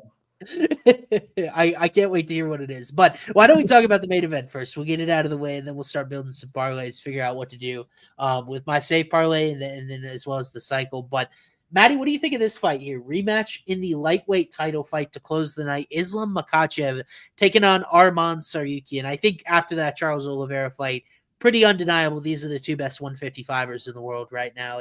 I hard pressed to come up with a name that is better than either of these two guys. So it is the fight we've kind of been waiting for. That fight that Islam had against Tsarukyan on short notice, we always kind of figured maybe Arman would get back here, and he has. Odds makers still are going with the pound for pound king. Islam is minus 400 in this spot. I know our producer Mike has a specific lead on this fight, and I don't think it's a terrible one. We'll talk about Arman and some interesting trends with him. But what do you think about Makhachev, Tsarukyan too here? Yeah, it's Islam by sub or decision, and I don't really know what else to say other than that. Like, I just think he's a little bit better everywhere, and but Tsarukyan, you almost wonder if he's like unsubbable. I mean, you can't get any deeper than the guillotines and the ways that Oliveira caught him. So it's like, I just think the sub will only come if Islam hurts him first, the way he did to Oliveira. So I kind of lean Islam by decision here, truthfully. Yeah. I will say that I more so have a lean like on number. I feel like Merab is good. I feel very confident with the upset here. I like Arman Tsarukyan plus 285. I've already bet it here. I just think that it is Arman's time. And when I look at Makhachev, I watched back the full fight against Poirier. Dustin had some success on the feet in that fight. He really did. And he's a better boxer than Arman, but Arman has these sneaky kicks. He's promised a secret move. I think the concern, though, if you like Tsarukyan like I do, is the fact I put this red flag out there before the Oliveira fight. Tsarukyan, 0 career submission attempts in UFC. 0. He's never attempted one in 11 fights. He's never attempted one. He got caught in 4 of them by Charles Oliveira. I don't know how close any of them particularly were. There was the one where he had to lose his shorts, I think, in order to avoid the submission. Yeah, that one was crazy. I guess the question becomes, if you like Islam at chalk here, do you think that he is better at securing submissions than Charles Oliveira? Maybe not like getting to He's them. not as Yeah, aggressive. He doesn't yeah, seek them the way Oliveira does. Like Oliveira, yeah. I mean, will do anything to snatch up a submission. That's not who Islam is. Sure. Like Islam wants to wrestle you, he wants to strike with you, he wants to control you, he wants to hurt you and then submit you. Oliveira will jump on your back. Oliveira will jump guillotine. It's just different style, Yeah, But we've seen once. I mean, Oliveira, that round one guillotine, bro, was as tight as I was like, there's no chance this dude gets out of that. Like, yeah. it was crazy. So I think that's the main reason I like Islam by decision, bro. I think it's gonna be 3-2. 3 rounds of 2, Makhachev by decision. Might not even be the most entertaining fight in the world. That's my prediction. Yeah, I love getting this number with a guy that I think is so well rounded that can match Islam in a lot of his strongest How do you suits. think Tsarukyan wins, though? So I would go decision is my most likely outcome. That's what my model's got. So I've got Tsarukyan points What's that, 4-1? I've got it plus 255. What's the actual number, though? Good question. Let's look It's it up. got to be plus 400 or more. It's tough to see Islam getting finished. Now, he was dropped by Volk, but I also don't think of Tsarukyan is like a super power puncher. Tsarukyan points is 5-1. So if you like that, but I almost kind of want to play a cardio angle with Islam. I thought he slowed down just a touch in the Poirier fight. He lost round 5 to Volkanovski. And quietly, there's a 5-year age gap here, which does make a huge analytical difference for me when statistically a UFC's fighter's prime is just short of 30. So you can much closer than that to Islam at this stage. It's another thing to consider with Merab, by the way. In the last fight, Merab 33, Umar he's 29. So that's favorable against my last pick. But if you're talking age, you're talking factors, trends typically favor younger guys in some of these title fights. I model Tsarukyan plus 145 here. It's actually a less convincing model result, but I feel stronger about this upset. Like if you told me, Austin, which one do you think for your mortgage, Umar or Merab or Arman, who pulls the upset? I would take Arman. I agree. And that's crazy, right? Because one guy is the contender, and one guy's fighting for the belt, and one guy has the belt. But Yeah, I agree. I think we've seen these guys in a close fight already, and B, I think we know how good Armin is. Like the dude's legit. yes. So I agree. I think he's the better of the two underdogs, and I love Merab, dude. I hate betting against Merab, but I just think Umar is a matchup nightmare for him. I think I'm gonna end up sprinkling Merab in some fashion. It might be point spread just because I feel like the tie might go to the runner, given not taking Umar's perfect record if it's a close fight. But yeah, I haven't bet that fight at all. I did bet Tsarukyan here, and I saw some point spread bets on Arman. I think that's even a better bet. Some of the point spreads you get plus 5.5 for him. So to win one round, you can get plus 100. So to win one round and survive, it just depends on. I was wondering if you were going to be interested in the sub here because of that Tsarukyan red flag, but like you said, he seems pretty tough to submit, even though he doesn't have a lot of offense. Yeah, it's like we always go over this, right? Like it's like guys almost get submitted. Does that mean? But they're too good defensively. It's like, does that mean you think that it's a great chance to bet the submission now because they constantly put themselves in that position? Or is your mindset like, oh, this dude's not getting submitted. He always figures out a way. And I think in this scenario, I lean that he's not going to get subbed. Islam would have to hurt him first. I think he's just too good to get subbed without being hurt. If he's hurt, it's different. Anyone gets subbed when they're hurt. Or anyone can get subbed when they're hurt. But I just think Tsarukyan's – he's already rolled with Islam for multiple rounds. He's only gotten better since. I just think – again, if he doesn't get hurt, I just think it goes the distance.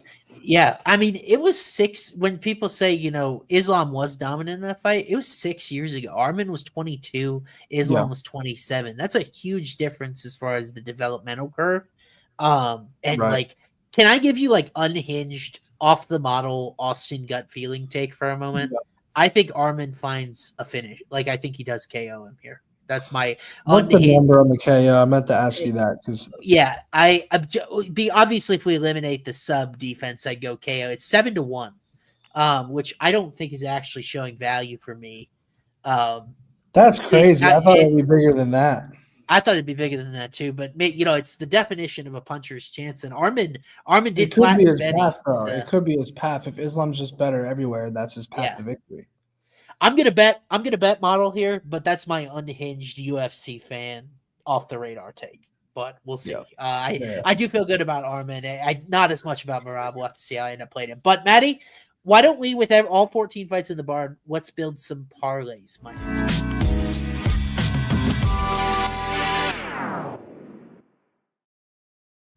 Okay, so I think our first order of business is we might want to go out of order, because if you don't take Guskov KO for the cycle, I think I would throw it in my safe parlay at minus 145. Mm-hmm. I think you need to put it in your safe parlay. Okay, if you don't like it for that, I kind of the over 1.5 in the Yuri fight and call it a fucking day. Yeah, let me actually do this. Let me see what fight ends KO is versus Guskov KO, because the number might not be very different. And it covers me if, let's see, how will fight end? Oh, it's minus 230. It is a big difference if I want to throw Elekana in there.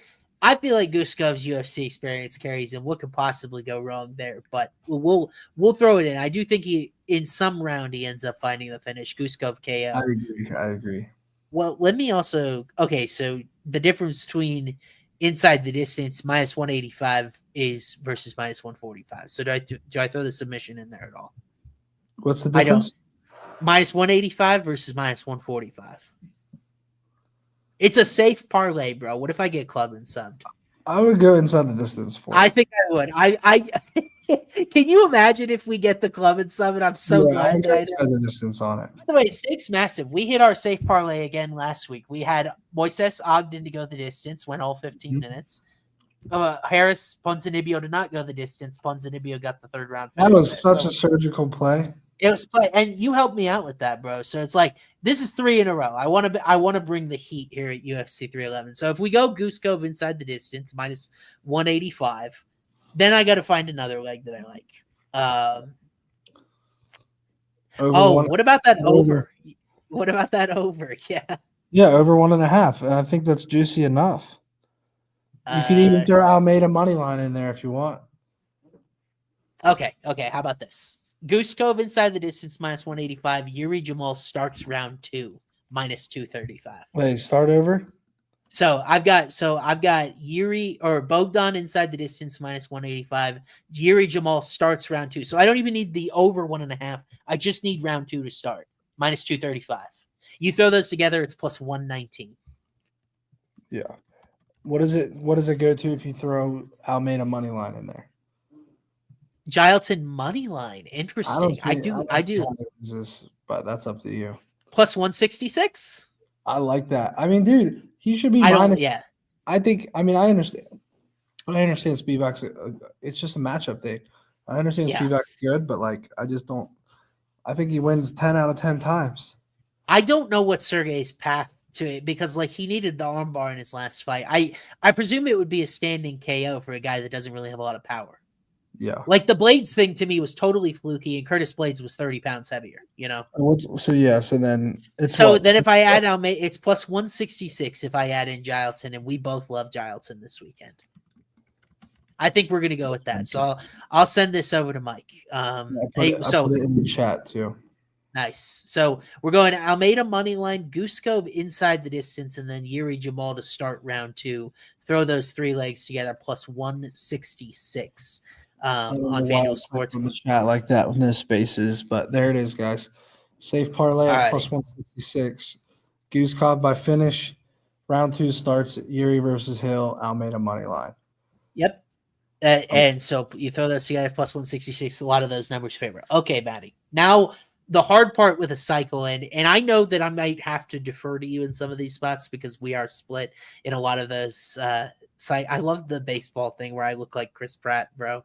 AI has gone too far if I look like Chris Pratt to AI. But so what do you think? Well, let's examine our options for each leg and then deliberate on them. So when we look at a decision, who were we thinking for a potential decision? I know you liked Ulanbekov, right? I like Lean Perez. Perez, yeah, almost 3-1 there. What about Talbott plus 320? Yeah, that's a good option. It's actually a really good option. And yeah, it's pretty much 3 options. It's Lean Perez, Talbott, or now let me get a few more of. So which of those two do we like better? Do we like Perez or Talbott? It's like, do you want to take the dog to win by decision, or do you want to take the minus 1400 to win by decision? Yeah, it's so tough. I prefer Perez. We're more on a Lean Perez, even though she's an underdog. Yeah.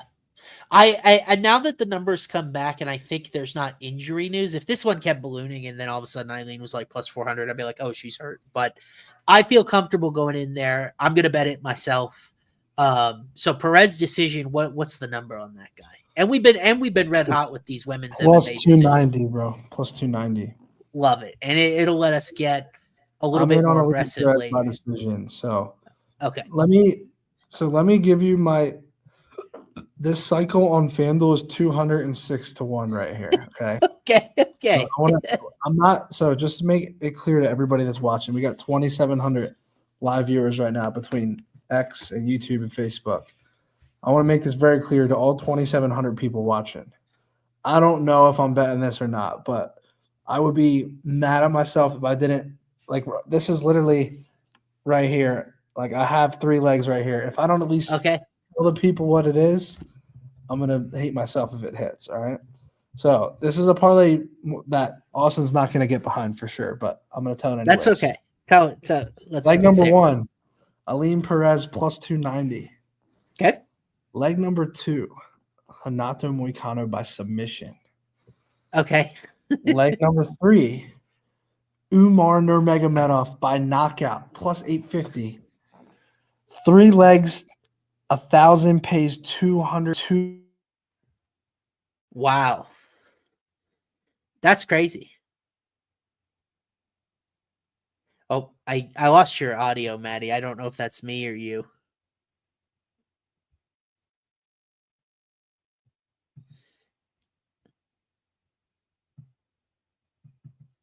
Oh.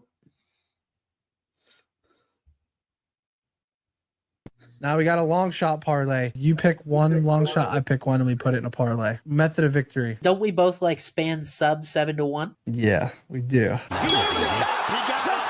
What about McGee sub at 8 to 1? The thing is, bro, you print money just taking Tim Means to lose by submission. It really is crazy. That's plus 7,100 right there, those two together.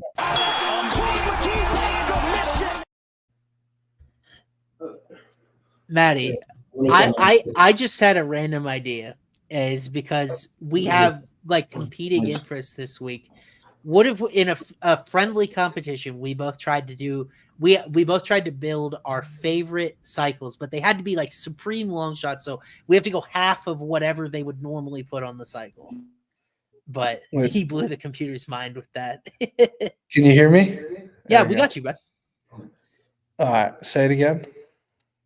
So what if in a spirit of competition we both throw out cycles this week because we don't agree on a lot, and then just see who can get more legs right? Maybe and to be clear, I don't know that that's going to be my cycle. That's a crazy cycle. Yeah, no, but that's what I mean is that maybe we could. If that cycle hits, that pays for losses for fucking 5 years. 5 years something MMA crazy. that pays for. But what would be even more fun is if we only took legs that the other person didn't like. So I'm gonna come out. I gotta get on. I gotta do this NFL show after, so I'm already way behind. But gotcha. Let's build. I'm gonna build 2 cycle legs this week. I have to. I'm going long shot cycle lay, and then I'm doing a regular cycle. Okay, we will have an official show standard cycle. We'll see if we can come to a consensus there, and then a fun Matty explosive cycle. Hopefully, that pays for 5 years worth of cycles. That's what we'd love to see. That's the producer's probably, but our guy Mike's going with Money Moicano Islam by sub. It's kind of surgical. If you lean into the Armand sub trend, giving up a lot of attempts, and then Moicano well due for a submission as well. So the other leg I could have done is Jamal by decision. I didn't even think about that one. Absolutely. And you know, I like Yuri. I like both of those numbers, honestly. I'm showing value on Jamal too. So like I'd be okay with Jamal decision. But like I like Perez too. So we'll build a cycle. We'll get back to you on the cycle, but we did give the safe parlay out again. That's Bogdan Guskov inside the distance. Almeida money line. Yuri Jamal starts round 2. Vibes are high. Intuit Dome going to host UFC this week. Matty and I will be looking along. Keep an eye on social media for our cards. But until next time, guys, hang tight. Hope your bets hit. Thanks so much for joining us, and we will see you next time.